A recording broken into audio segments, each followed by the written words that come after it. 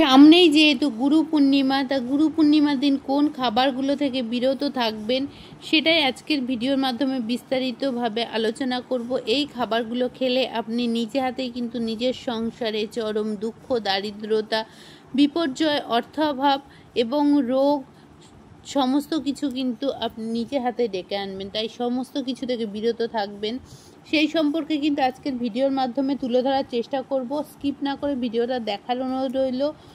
নতুন ভিডিওতে স্বাগত জানাচ্ছি সবাইকে। এবছর গুরু পূর্ণিমা কবে লাগছে, কখন লাগছে, সেগুলো প্রথমেই আলোচনা করে নেওয়া যাক।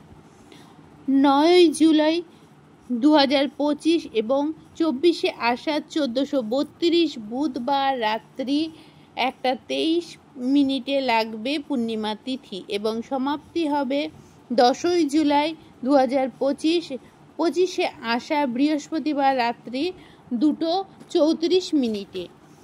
আমাদের এই দিন কি করণীয় আছে সমস্ত কিছু জানাবো। ধরা যায় ভগবান শিব প্রথমত গুরু হিসাবে আবির্ভূত হয়েছিলেন এই তিথিতে, তাই এই তিথিটাকে কিন্তু শিবের আবির্ভাব তিথিও ধরা হয় এবং মা লক্ষ্মীর আবির্ভাব তিথিও কিন্তু এই গুরু পূর্ণিমার তিথিতে।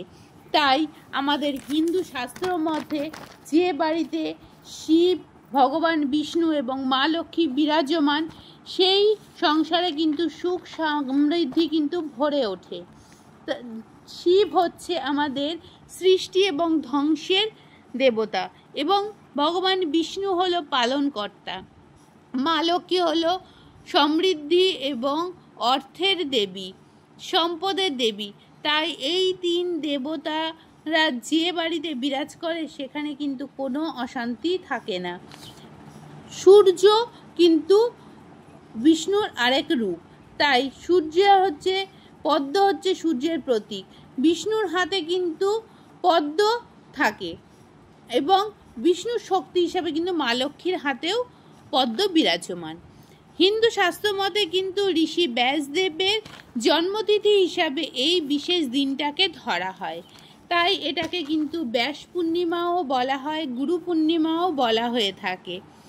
হিন্দু শাস্ত্র মতে কিন্তু ব্যাসদেবও প্রথম গুরু হিসাবে কিন্তু এই দিন আবির্ভূত হয়েছিলেন, তাই গুরুর এবং শিষ্যের মধ্যে উৎসর্গকৃত এই বিশেষ দিনটা কিন্তু পালন করা হয় মহা ধুমধাম করে এবং ঋষি ব্যাসদেবের জন্মতিথি হিসাবে। এবার এই দিন কিন্তু প্রথমেই স্নান করবেন, গঙ্গা স্নান করবেন এবং গঙ্গা স্নান করা সম্ভব না হলেও বাড়ির কাছে গঙ্গা জল এনে কিন্তু তাতে কালো তিল দিয়ে একটু স্নান করার চেষ্টা করবেন এবং স্নান করে কিন্তু প্রথমে পরিষ্কার বস্ত্র পেতে গৃহ দেবতাকে পুজো করবেন। তার আগে যেহেতু বিষ্ণুর রূপ হচ্ছে সূর্য আরেক রূপ, তাই সূর্য প্রণাম করবেন এবং সূর্য দেবতার পুজো করবেন এবং গৃহের সমস্ত দেবতাদের পরিষ্কার পরিচ্ছন্ন করে পুজো করবেন। এই দিন কিন্তু সত্যনারায়ণ পুজো করারও রেয়াজ রয়েছে, সেক্ষেত্রে কিন্তু এই দিন সত্যনারায়ণ পুজো করবেন 10 জুলাই রাত্রি 6:15 থেকে সন্ধে 7:58 মধ্যে কিন্তু এই সত্যনারায়ণ পুজো করার রেয়াজ রয়েছে। এবং মা লক্ষ্মী যেহেতু চঞ্চলা, তাই মা লক্ষ্মীকে সন্তুষ্ট করার দায়ভার কিন্তু আমাদেরই। মা লক্ষ্মীকে সন্তুষ্ট করলে কিন্তু গৃহের শান্তি বজায় থাকে, তাই মা লক্ষ্মীর পুজো করবেন এবং সকালে স্নান করে বাড়ির যে মেন দরজা, সেই দরজা থেকে ঠাকুরের ঘর অবধি কিন্তু মা লক্ষ্মীর চরণ আঁকার চেষ্টা করবেন, যাতে আপনার সংসারে কিন্তু মা লক্ষ্মী বিরাজ করতে পারে। তাই মা লক্ষ্মীকে সন্তুষ্ট করবেন এবং বিষ্ণু আর মা লক্ষ্মী যে ঘরে বিরাজ করে সেই সংসারে কিন্তু কোনো অভাব, অনটন, দুঃখ, দরিদ্রতা থাকে না। এই দিন কিন্তু এরপরে গুরু পুজো করবেন। গুরু পুজো করার সময় কিন্তু গুরুদেবকে আপনি হলুদ বস্ত্র দেবেন এবং হলুদ ফুল, হলুদ মিষ্টি দিয়ে পুজো করবেন। এতে কিন্তু গুরুদেব প্রসন্ন হবে এবং হিন্দু শাস্ত্র মতে গুরুদেবকে কিন্তু ভগবানের ওপরে স্থান দেওয়া হয়েছে, তাই গুরুকে যদি সন্তুষ্ট করা যায় আপনার সংসারে কিন্তু আয় উন্নতি থাকবে। গুরু কৃপা কিন্তু থাকলে আপনি যে কোনো বিপদ থেকে রক্ষা পেতে পারেন। তাই জগৎ সংসারে গুরুকে প্রধান বলে মনে করা হয় এবং ভগবানের জগতে কিন্তু বিষ্ণু ও শিব এবং মা লক্ষ্মী এদের কৃপা পড়লে কিন্তু আপনি সব দিক থেকেই কিন্তু রক্ষা পেতে পারেন। এবার এই বিশেষ দিনগুলোতে কিন্তু কোন কোন খাবার খাবেন না সেগুলো জানাবো। হিন্দু শাস্ত্র মতে কিন্তু যে কোনো পুজোর দিন নিরামিষ খাওয়ার রেওয়াজ রয়েছে। তাই এই দিন কিন্তু গুরু পূর্ণিমা দিন হিন্দু শাস্ত্রে কিন্তু অত্যন্ত গুরুত্বপূর্ণ একটা দিন বলে ধরা হয়। তাই এই খাবারগুলো কিন্তু ভুলেও আপনি মুখে তুলবেন না। সেগুলো হচ্ছে আমিষ জাতীয় খাবার, যেমন মাছ, মাংস, ডিম, পেঁয়াজ, রসুন, এই ধরনের খাবারগুলো কিন্তু একদমই খাবেন না। এই সমস্ত খাবার থেকে কিন্তু আপনি বিরত থাকবেন। হ্যাঁ বন্ধুরা, এই খাবারগুলো থেকে বিরত থাকলে আপনি নিজে হাতে কিন্তু আপনার সংসারের মঙ্গল কিন্তু আপনি করতে পারেন। আপনার সংসারের মঙ্গল কামনা করার দায়ভার কিন্তু আপনার হাতেই রয়েছে। তাই আপনি কিন্তু এই কাজগুলো অবশ্যই করবেন। এরপরে এই দিন খাবেন না মুসুরির ডাল। মুসুরির ডাল কিন্তু একদমই খাবেন না এবং পোড়া জাতীয় খাবার কিন্তু একদমই বর্জন করবেন।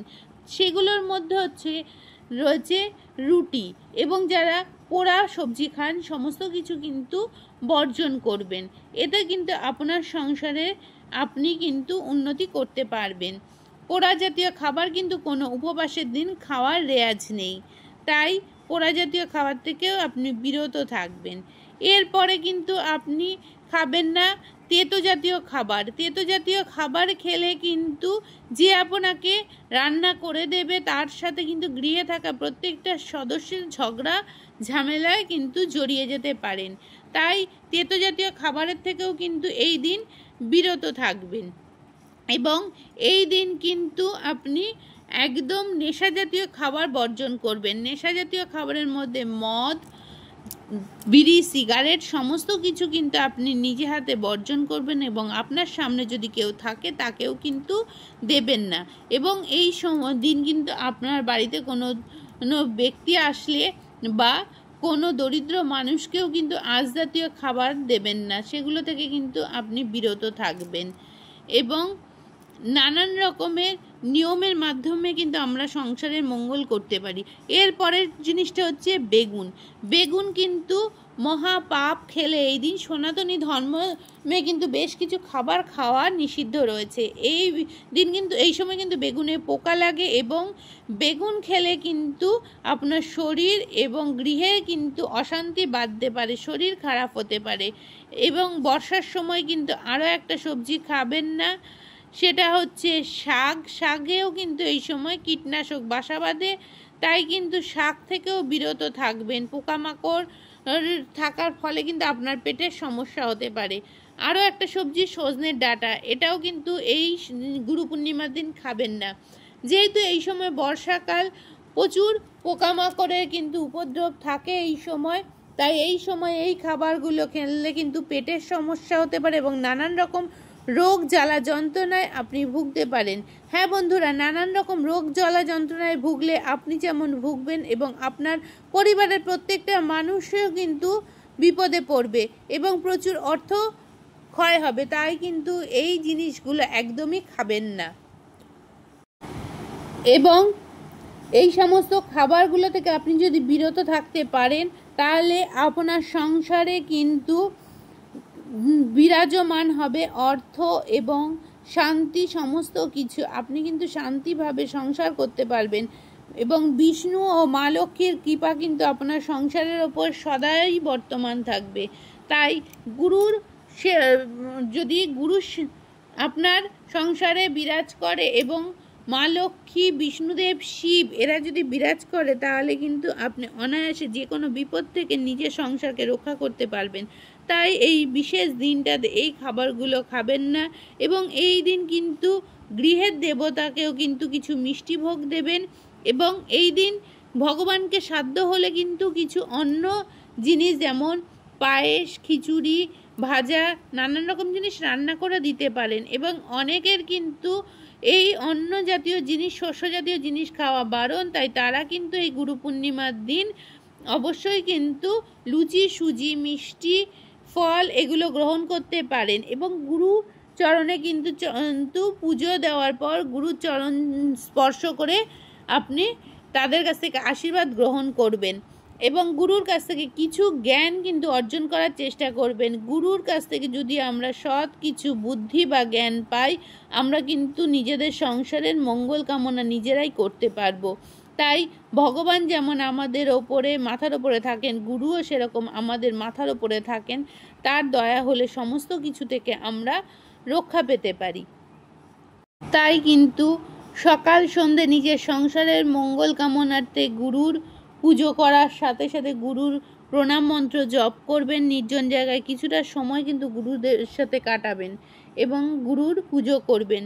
তো যাই হোক, আজকের ভিডিওর মাধ্যমে সমস্ত কিছু তুলে ধরার চেষ্টা করলাম। ভিডিওটা যদি কোথাও ভালো লাগে পাশে থাকা বেল আইকনটা ক্লিক করে দেবেন। পাশে থাকা বেল আইকনটা ক্লিক করে দিলে নিত্য নতুন ভিডিও সবার আগে আপনাদের কাছে পৌঁছে যাবে। এবং যদি মনে হয় ভিডিওটা থেকে কিছু জানতে পারলেন, তাহলে একটু বেশি বেশি করে বন্ধু বান্ধবের মধ্যে শেয়ার করে দেবেন। আজকের মতো টাটা।